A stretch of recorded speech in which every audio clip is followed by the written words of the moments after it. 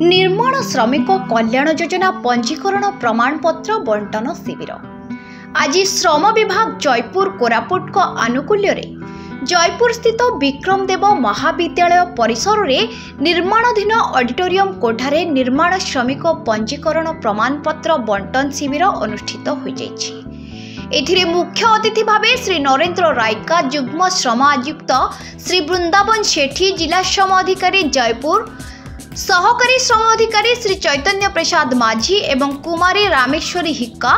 कोठाबाड़ी और अन्य निर्माण श्रमिक कल्याण बोर्ड जयपुर कर्मचारी माने जोगदे सरकार तरफ श्रमिकों को जोगाई दि जाउथिबा विभिन्न प्रकार सहायता संपर्क में अवगत कराइथिले।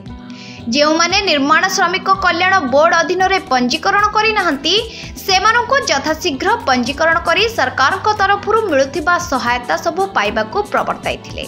एवं एही कोठा निर्माण कार्य रे नियोजित होइथिबा 29 जन निर्माण श्रमिकों को पंजीकृत प्रमाणपत्र प्रदान करागला।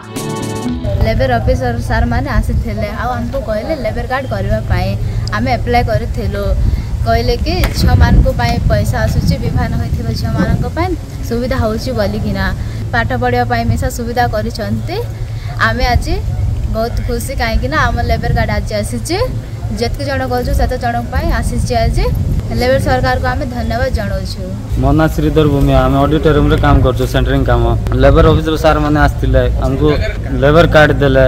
अप्लाई करथिलो सेति पय लेबर सर मन को धन्यवाद जणाउछु।